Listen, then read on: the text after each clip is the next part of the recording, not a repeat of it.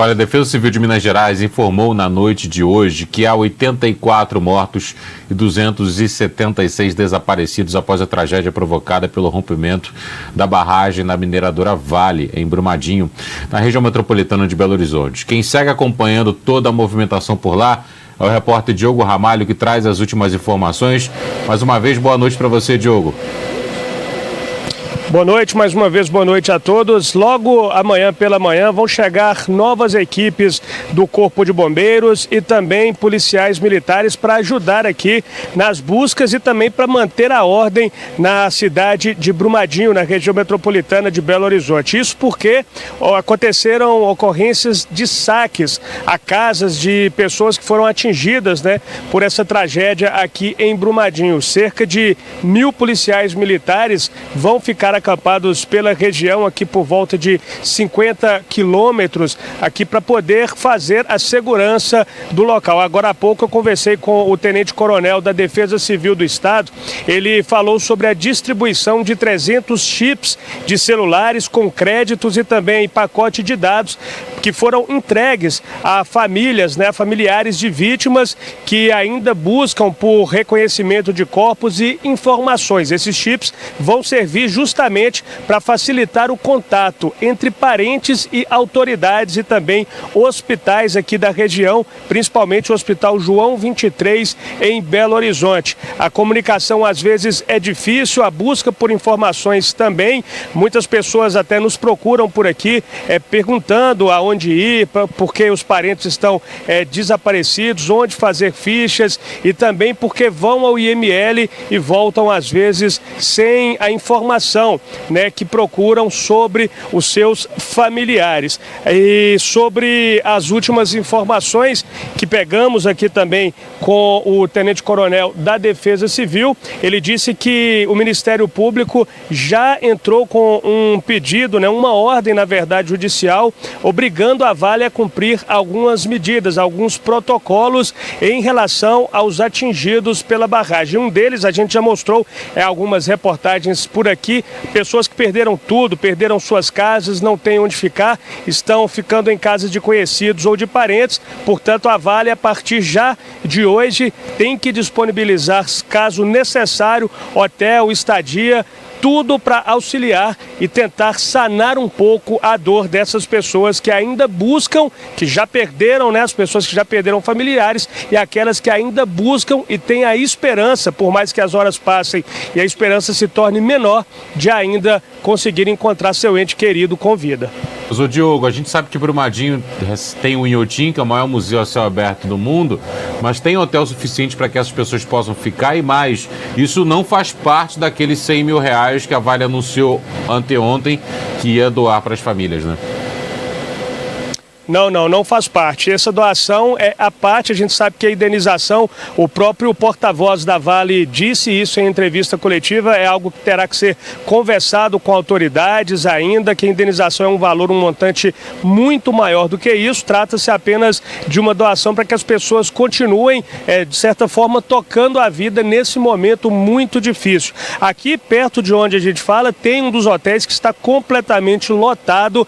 A cidade pode não ter a capacidade para abrigar tanta gente, mas fica apenas aqui a 30 quilômetros, 40 quilômetros de Belo Horizonte, caso seja necessário expandir essa questão da rede hoteleira para poder abrigar todo mundo. Com certeza. As buscas devem ser retomadas por volta das 4 horas da manhã novamente, Diogo?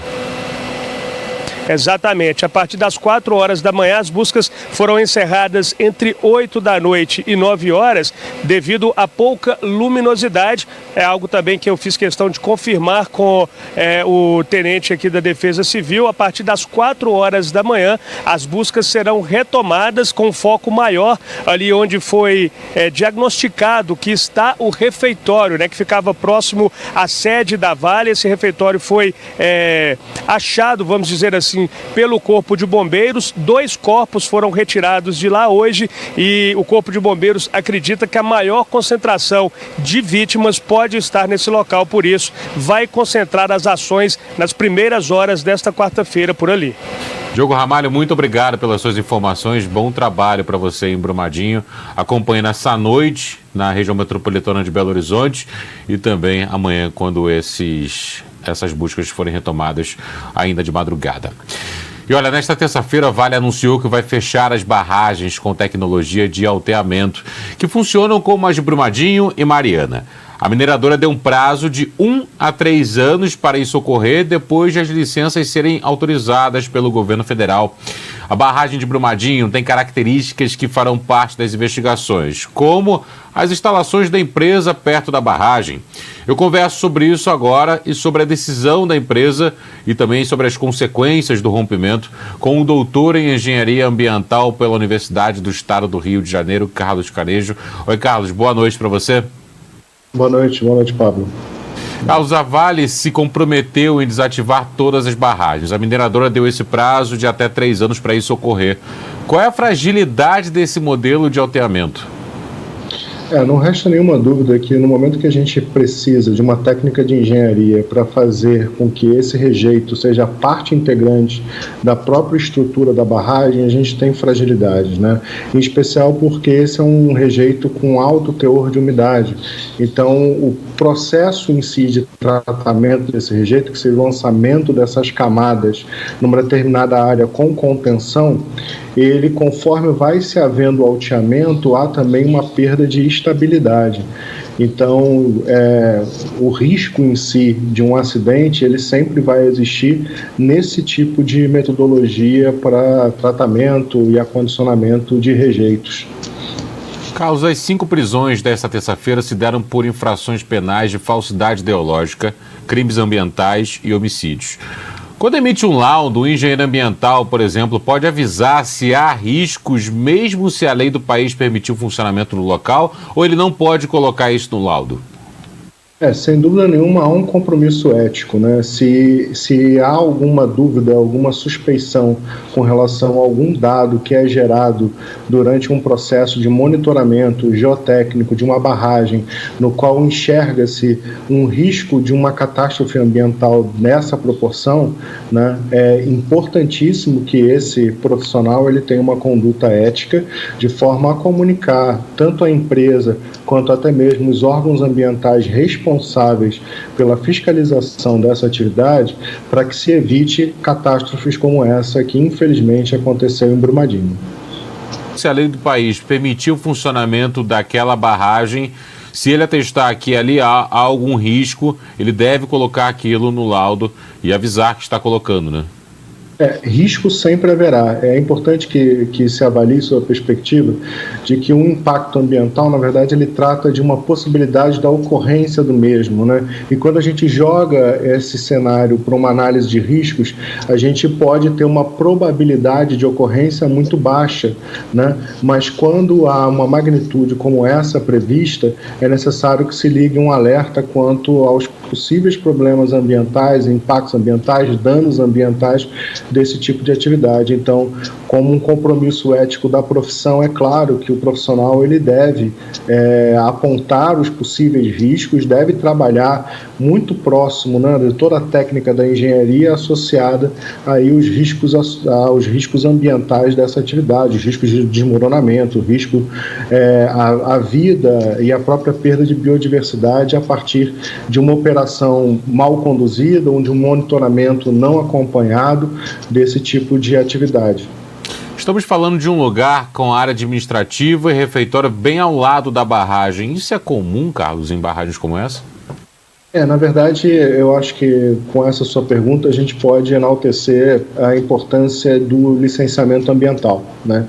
Durante o rito de licenciamento ambiental, a empresa faz suas propostas de alocação da barragem, do processo produtivo, das áreas administrativas, e no licenciamento ambiental é possível que os órgãos ambientais competentes identifiquem algumas fragilidades e alguns riscos adicionais, né? Certamente, nesse caso, a Vale não vislumbrou a hipótese de rompimento dessa barragem, ao passo que até, né, e previu a instalação do refeitório e de outras instalações administrativas na área onde poderia, no caso de uma ruptura, haver uma avalanche de minério de ferro, né? Lembrando apenas que no rito de licenciamento ambiental, com uma atuação muito próxima do órgão responsável, é necessário que esse layout seja alterado em prol, sim, a defesa da vida humana e até uma preservação, né, da própria biodiversidade, a partir do momento que a gente pensa, na verdade, em fazer uma contenção para um possível acidente com essa proporção. Ou seja, há uma junção, né, de dois fatores. O primeiro é uma proposta da empresa para a alocação dessas unidades administrativas numa possível zona de impacto, numa zona de risco, e a segunda, até mesmo, a autorização do órgão ambiental, né, nessa mesma área. E só para fazer mais um comentário, é importante deixar claro que o rito de licenciamento ambiental ele deve ser exclusivamente técnico, ele não pode funcionar, em hipótese nenhuma, como uma chancela apenas de interesse da empresa em desenvolver uma atividade ou do governo,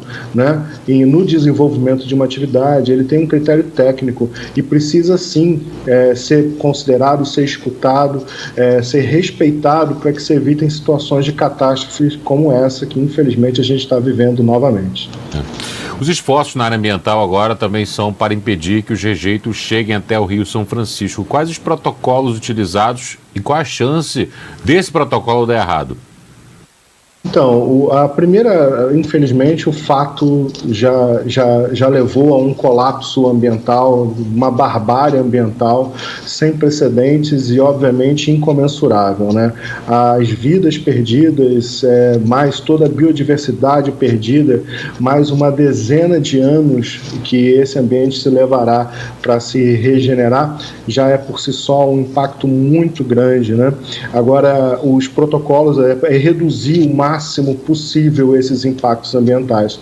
Então, conter a lama onde for possível, evitar ao máximo fazer com que essa lama ela tome uma nova dinâmica de escoamento para os corpos hídricos e fazer com que na chegada a esses corpos hídricos a gente consiga o máximo de contenção no máximo de pontos possíveis para evitar novos problemas e novas áreas afetadas. Ainda é um pouco prematuro dizer, a lama hoje viaja com uma velocidade um pouco mais lenta, mas isso tudo pode tomar uma proporção diferente com o momento de muitas chuvas. Então, todos os esforços agora realmente têm que estar focados ainda nos resgates que forem possíveis, mas, sem dúvida nenhuma, a principal coisa a fazer em termos ambientais agora é tentar reduzir essa velocidade da lama, fazer com que ela fique estancada em algum ponto para que ela não contamine outras áreas. Gostaria de uma opinião sua, Carlos, dessa relação entre o governo federal e mineradoras. Então, é uma questão complicada, né? Porque não resta dúvida que a atividade de mineração ela tem a sua relevância, né, para a economia nacional, em especial para a economia do município de Brumadinho. A gente tem visto aí alguns números da ordem de 60% da economia do município girar em torno, né, das atividades da mineradora, mas é fato que, independente de qualquer coisa, e a gente vê, lamentavelmente, num cenário de barbárie ambiental como esse que a gente está vendo, que é extremamente importante que os aspectos, os impactos ambientais, que as leis ambientais sejam respeitadas, independente, obviamente, de toda a importância da indústria da mineração, né? Um outro ponto aqui a ser colocado é que questiona-se talvez até a competência pelo licenciamento ambiental dessa atividade recair no governo de estado, né? Talvez seja o tipo de atividade a ser licenciada pelo IBAMA, até pela extensão dos danos que se tem a partir de um acidente. A gente tem algumas resoluções no CONAMA e algumas leis que nos orientam a avaliar a competência e a titularidade pelo licenciamento a partir dos possíveis impactos ambientais dessa atividade. Então, é fundamental que talvez até esse processo seja avaliado. Infelizmente, esse caso mostra que o meio ambiente, a gestão ambiental, ela precisa sim de mais cuidado, precisa de mais atenção, né? Não dá para a gente flexibilizar muito no licenciamento, senão a gente esbarra em problemas como esse que a gente está vivendo agora, em Brumadinho, que a gente viveu em Mariana, e em vários outros que muitas vezes não são noticiados, né? Então, acho que a relação de dependência da indústria da mineração é um fato pela economia e pelo movimento que ela faz na economia desses municípios e até mesmo a geração de divisas para o nosso país. Entretanto, a gente tem que conduzir esse processo processo de licenciamento de maneira ética, de forma que haja predomínio técnico nas tomadas de decisão e que haja efetivamente um novo aparelhamento desses órgãos ambientais para que seja possível haver um monitoramento assertivo, frequente, para se evitar novos acidentes como esse e poder levar mais tranquilidade à população e até mesmo a própria empresa, né, quando ela passa a operar de maneira adequada, em sintonia com as leis e com as normas ambientais. Eu aqui no Band News com Carlos Carejo, ele que é doutor em Engenharia Ambiental pela Universidade do Estado do Rio de Janeiro, que eu agradeço muito por atender o convite.